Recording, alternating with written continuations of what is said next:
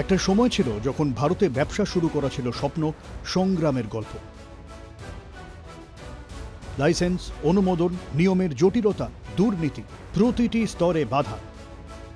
কিন্তু আজকের ভারত বদলে গেছে। এখন উদ্যোক্তা কোনো বাধা নয়, বরং একটি সুযোগ।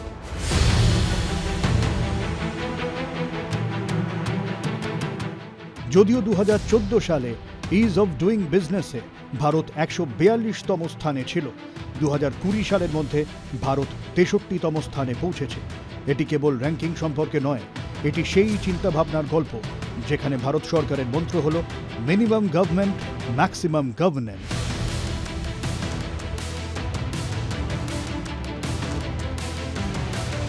कोई छोटा सा उद्योग करना चाहता है, कोई छोटा सा काम करना चाहता है, यहाँ फॉर्म भरो, उधर फॉर्म भरो, इधर जाओ, उस ऑफिस जाओ, सैकड़ों ऑफिसों में चक्कर लगाता रहता है, उसको मेल ही नहीं बैठता है। इनको खत्म करते करते करते, रिफॉर्म करते करते, केंद्र और राज्यों को भी साथ लेते लेते नगर पालिका, महानगर पालिकाओं को भी साथ लेते लेते हमने ईज ऑफ डूइंग बिजनेस के काम में बहुत कुछ करने में सफल हुए हैं।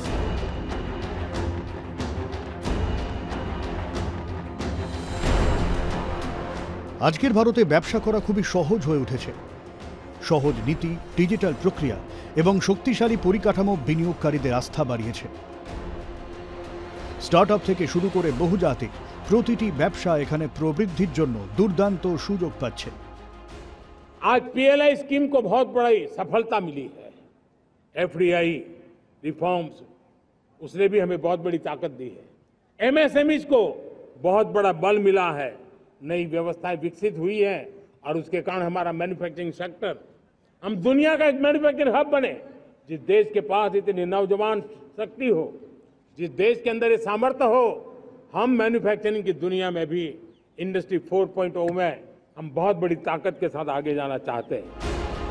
এই কারণেই ভারত আজ ব্যবসা করার সহজতার দৌড়ে বিশ্বের শীর্ষস্থানীয় দেশগুলির তালিকায় যোগ দিয়েছে। এই কারণেই 2023-24 সালে ভারতের 1,80,00,000-এরও বেশি নতুন কোম্পানি নিবন্ধিত হয়েছিল। এটি 2022-23 সালের তুলনায় 16% বৃদ্ধি পেয়েছে। গত 11 বছরের ভারতের অর্থনৈতিক প্রবৃদ্ধির গল্প ধারাবাহিকভাবে উন্নত হচ্ছে। 2025 অর্থ বছরে জিডিপি বৃদ্ধি 6.3% থেকে 6.8%-এ পৌঁছেছে। এটি প্রমাণ করে ভারত বিশ্বের দ্রুততম বেড়ে চলা অর্থনীতি। আগে তো ওটা রাজ ছিল, এখন ওসব জিনিস নেই। এখন মানে সব জিনিস ইজিলি অ্যাভেলেবল আছে, কোনো কোটা ব্যাপার নেই। এমএসএমই গ্রো করার জন্য ওদের টেকনোলজি দরকার। এখন গভর্নমেন্ট টেকনোলজিটাও হেল্প করছে, ইনসেন্টিভ দিচ্ছে। আর জায়গায় জায়গায় মানে ফরেন ট্রিপ করেও মানে সব গভর্নমেন্ট চেষ্টা করছে যে যত জিনিস হয় আমাদের দেশেই তৈরি হয়। এই জন্য ফরেন পার্টিদেরকেও বলছে যে দেশে এসে ইন্ডাস্ট্রি লাগান, তাহলে কি হবে, আমাদের দেশের ইন্ডাস্ট্রি গ্রো হবে, আমাদের এমপ্লয়মেন্ট জেনারেশন হবে। आज देश के युवा, हमारे स्टूडेंट्स अपने डिजिटल वेंचर्स खड़े कर रहे हैं, स्टार्टअप शुरू कर रहे हैं। 2014 में हमारे यहाँ स्टार्टअप की संख्या भी कुछ 100 के आसपास थी। आज भारत दुनिया का तीसरा सबसे बड़ा स्टार्टअप इकोसिस्टम है। Startup ecosystem. ভারতে ব্যবসা করা সহজ ও উন্নত করার লক্ষ্যে প্রধানমন্ত্রী নরেন্দ্র মোদীর দূরদর্শী চিন্তাভাবনা, রূপান্তরমূলক শাসন ব্যবস্থা এবং অর্থনৈতিক সংস্কার সারা বিশ্বে প্রশংসিত হচ্ছে। দেশে ব্যবসায়িক পরিবেশের উন্নতির সবচেয়ে বড় উদাহরণ হল স্টার্টআপ ইকোসিস্টেমের দ্রুত অগ্রগতি। 2014 সালের আগে ভারতে মাত্র কয়েকশো স্টার্টআপ ছিল, কিন্তু গত 11 বছরে 1,60,000-এরও বেশি স্বীকৃত স্টার্টআপ শুরু হয়েছে। এই স্টার্টআপগুলি এখনো পর্যন্ত 17,60,000-এর বেশি কর্মসংস্থানের ব্যবস্থা করেছে, যা অসংখ্য যুবককে নতুন সুযোগ দিয়েছে এবং দেশকে নতুন দিক নির্দেশনা দিয়েছে। স্টার্টআপ আমরা বলি এমন কোনো একটা ধারণা বা এমন কোনো একটা প্রসেসের মধ্যে দিয়ে আপনি যদি যান যেটা খুব ডিসরাপটিভ, মানে যেটা এক তো হয় যে মাল্টিপলভাবে আপনি ওটাকে কপি করতে পারেন বা মাল্টিপলভাবে ওটা ডিফারেন্ট জায়গায় আপনি সেম উপায়ে ওটাকে প্রোডাকশন বলুন বা সার্ভিস বলুন করতে পারে। আমরা যদি স্টার্ট আপ ইন্ডিয়া ওয়েবসাইটে যাই, ওখানে প্রচুর কম্পিটিশন হয়, যেখানে গভর্নমেন্ট প্রচুর ফান্ড দেয়। অনেকেই আছে যারা বুঝতে পারে না, হয়তো মাথায় আইডিয়া আছে কিন্তু বুঝতে পারে না যে স্টার্ট আপটা কীভাবে করবো। তারা কিন্তু ওখানে গেলে, স্টার্ট আপ ইন্ডিয়ায় গেলে ওখানে পেজ আছে, সেই পেজে কিন্তু আপনি হেল্প পেতে পারেন, সমস্ত দিক থেকে হেল্প পেতে পারেন। আমরা এখানে ব্যবসাদার তৈরি করি। এবার ব্যবসাদার মানে এন্টারপ্রেনার্স তৈরি করি। হ্যাঁ, আমরা একটু মহিলা এন্টারপ্রেনার্স বেশি তৈরি করি। এক ভারত এক পোর্টাল। এখন ব্যবসায়ীদের জন্য প্রতিটি রাজ্য, প্রতিটি বিভাগের জন্য আলাদা কোনো পোর্টাল নেই, কেবল একটি প্ল্যাটফর্ম রয়েছে, ন্যাশনাল সিঙ্গেল উইন্ডো সিস্টেম। 33টিরও বেশি বিভাগ এবং 28টি রাজ্যের 450টির বেশি পরিষেবা এই ডিজিটাল পোর্টালের সাথে সংযুক্ত করা হয়েছে। ব্যবসা শুরু করা থেকে শেষ করে সম্প্রসারণ করা পর্যন্ত প্রতিটি পরিষেবা এক জায়গায় পাওয়া যায়। এক জায়গায় সমস্ত অনুমোদন, রিয়েল টাইম স্ট্যাটাস ট্র্যাকিং, শুধুমাত্র একবার ডকুমেন্ট আপলোড, যে কোনো প্রশ্নের দ্রুত উত্তর। জাতীয় একক উইন্ডো সিস্টেম ব্যবসা করার সমস্ত জটিলতাকে খুব সহজ করে তুলেছে। আজ স্টার্টআপগুলি কেবল ধারণার প্রয়োজন, বাকি সিস্টেমটি ডিজিটাল ইন্ডিয়া দ্বারা দেখাশোনা করা হচ্ছে। NSWS কেবল একটি পোর্টাল নয়, এটি আস্থা এবং গতির একটি নতুন পথ। इस समय जम्मू के बड़ी ब्राह्मणा में स्थित इंडस्ट्रियल एरिया मौजूद है। यहाँ पर कई सारी ऐसी छोटी बड़ी इंडस्ट्रीज हैं जो हाल ही के सालों में बनी हैं। उसका सबसे बड़ा कारण है कि ईज ऑफ डूइंग बिजनेस, जिस तरह से सरकार ने उसको बढ़ावा दिया है, आसान से आसान तरीके से किस तरह से बिजनेस किया जा सके, और उसमें सबसे महत्वपूर्ण रोल यहाँ पर निभा रहा है नेशनल सिंगल विंडो सिस्टम। तो ये जो सिंगल विंडो है, ये काफ़ी, जितने भी लोग आ रहे हैं यहाँ पे इंडस्ट्री लगाने के लिए, उनके लिए बहुत ज़्यादा हेल्पफुल है।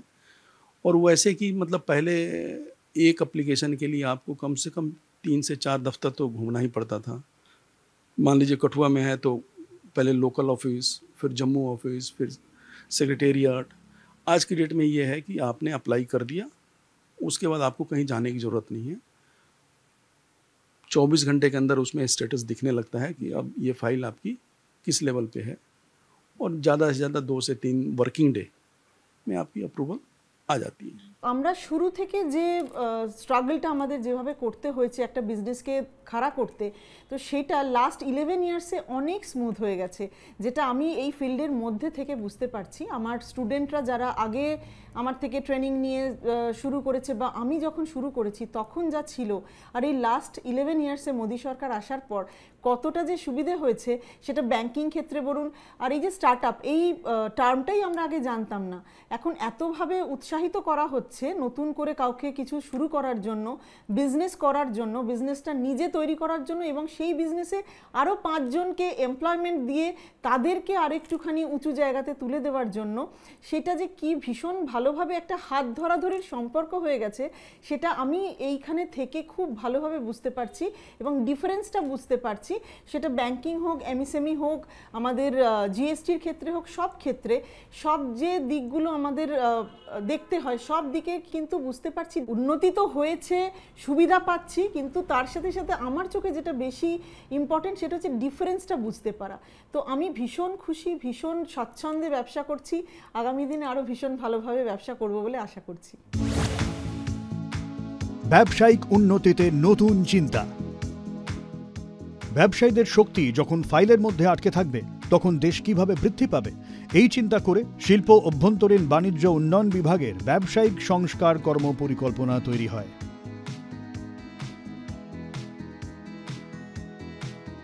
এই পরিকল্পনার অধীনে কেন্দ্র এবং রাজ্যগুলি একসাথে ব্যবসা করার নিয়মগুলি সরলীকৃত করেছে, পরিদর্শনকে স্বচ্ছ করেছে, আবেদন প্রক্রিয়াগুলিকে ডিজিটালাইজড করেছে। ভারত এখন সেই দেশগুলির তালিকায় রয়েছে যেখানে ব্যবসা করা কেবল সহজই নয়, বরং সম্ভব এবং নিরাপদ। पहले ऐसे था, पहले लोगों को पता ही नहीं लगता था कि क्या है, सरकार क्या स्कीम दे रही है। आजकल लोग अवेयर हैं, अपने लैपटॉप्स और फ़ोन्स वगैरह यूज़ कर रहे हैं, तो लोगों को पता लग जाता है कि क्या स्कीम आ रही है। तो जो ये स्टार्टअप इंडिया है, इस स्कीम के तहत मुझे तो ऐसे लगता है कि अगर लोगों को इसकी जागरूकता है तो लोग इसके तहत अपना काफ़ी फ़ायदा ले सकते हैं सरकार से। और अपना स्टार्टअप शुरू कर सकते हैं और अपने सपने पूरे कर सकते हैं। इन टुडेज़ वर्ल्ड क्योंकि सोशल मीडिया भी आ चुका है, और पहले ऐसा था ना कि अगर आपकी बाक़वियत है, आप किसी को जानते हैं, तभी आप मार्केट में जा सकते हैं। आपको कुछ बनाना है पर आप बेचेंगे कहाँ।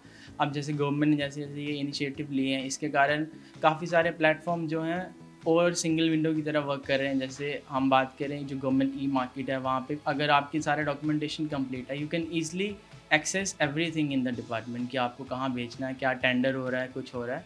तो इससे काफ़ी आसान और एक किस्म से सपोर्ट है टू द एंटरप्रेन्योर कि कुछ हमारे इंडिया में भी जैसे वो मेक इन इंडिया की बात करते हैं, उसको आगे बढ़ाया जाए। সরল ট্যাক্স সিস্টেম,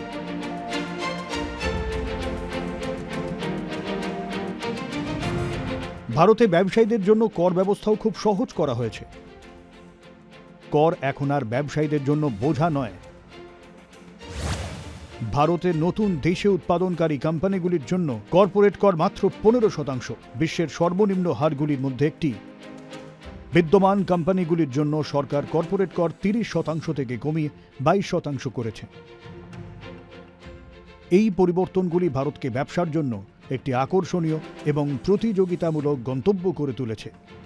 সরকার 2025 সালের এপ্রিল মাসে জিএসটি থেকে 2.37 লক্ষ কোটি টাকা কর আদায় করেছে।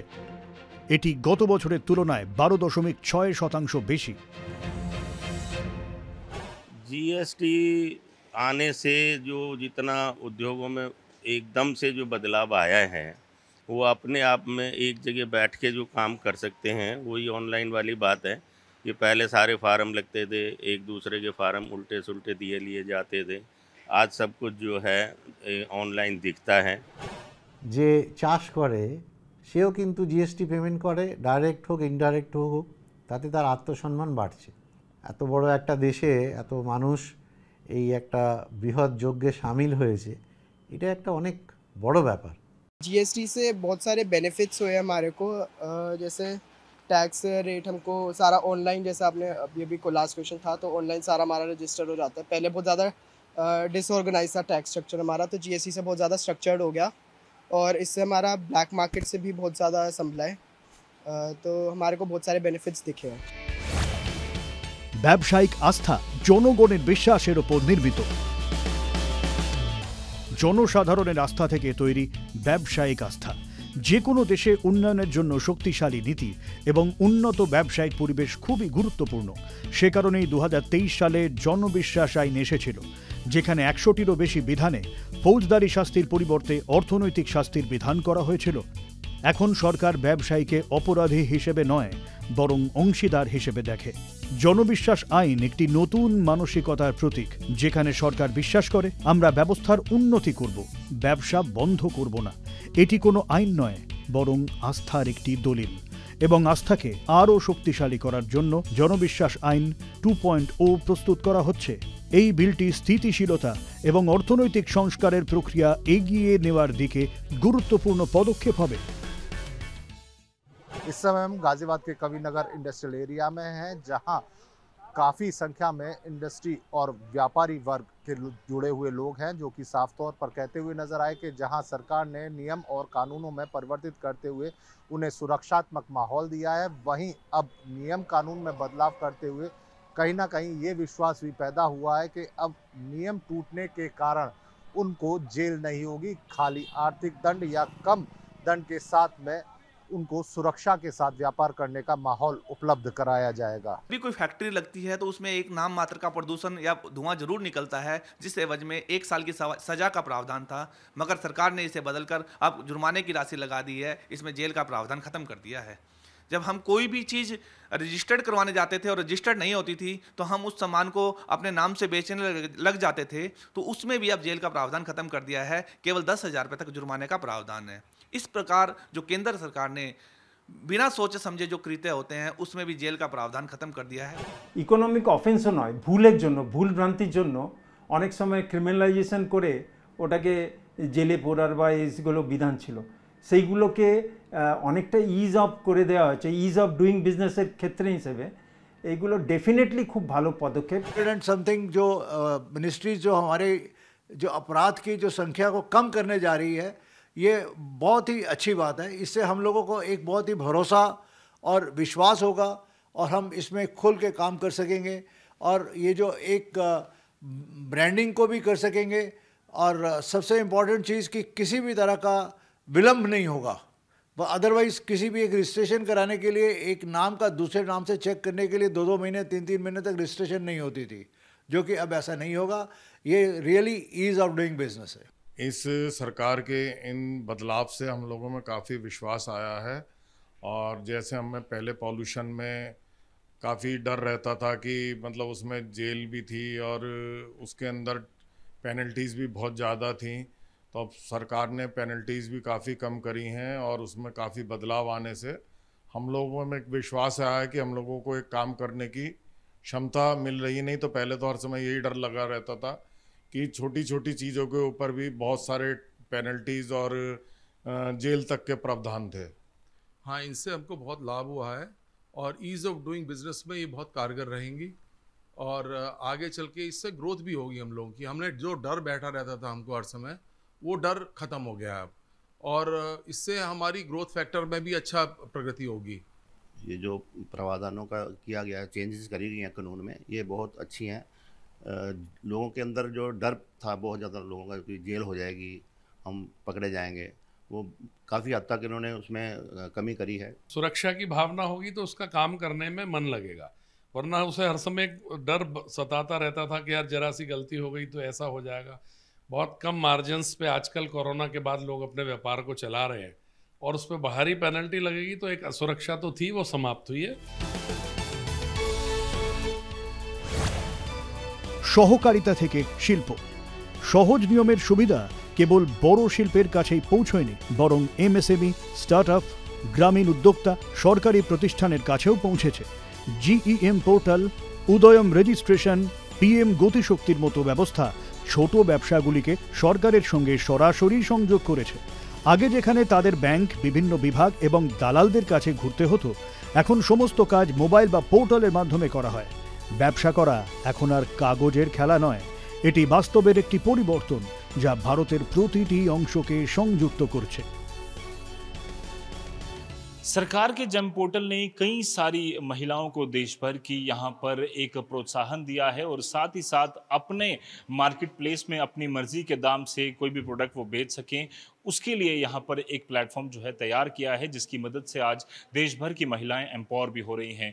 इसी तरह से जम्मू की रहने वाली मीना दुबे ने भी जम्मू के बलवाल तहसील में स्थित सेरी इलाके में सिल्पिनी नाम से एक डोगरा आर्ट फॉर्म, जिसे कैलिको कहा जाता है, उसे रिवाइव किया है और आज वो अपने जो प्रोडक्ट्स हैं वो जेम पर भी बेच रही हैं और उनको बेहतर दामों पर बेच भी पा रही हैं और जितनी भी महिलाएं उनके साथ जुड़ी हैं उनको बेहतर दाम भी वो दिलवा पा रही हैं। घर बैठे मैंने अपने डाइनिंग टेबल पर बैठ के अपने लैपटॉप में अपनी जेम रजिस्ट्रेशन करी है और अपने घर में ही अपनी चीज़ों की फ़ोटोज़ खींच के अपलोड करी हैं और हमारा सामान जो है पब्लिश हो जाता है। तो ये बहुत ज़्यादा कन्वीनियंस है। ऐसे मेरे को जगह जगह ऑफिस में जाके सामान दिखाना नहीं पड़ रहा है अपना कि ये है।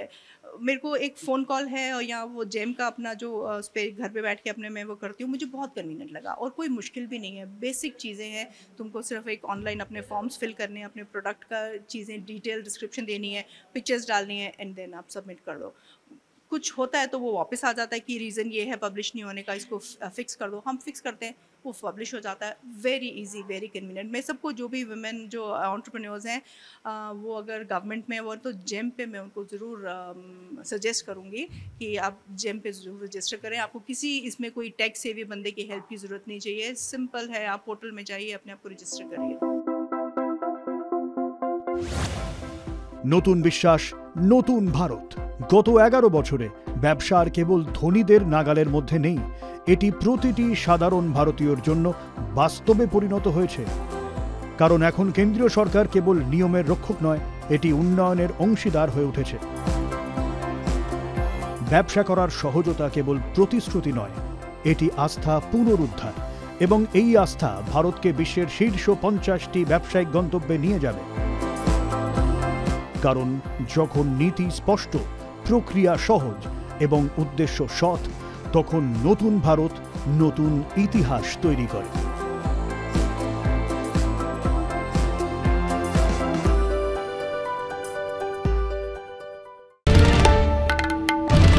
বাংলার আওয়াজ, বাঙালির আবেগ, জি 24 ঘন্টা।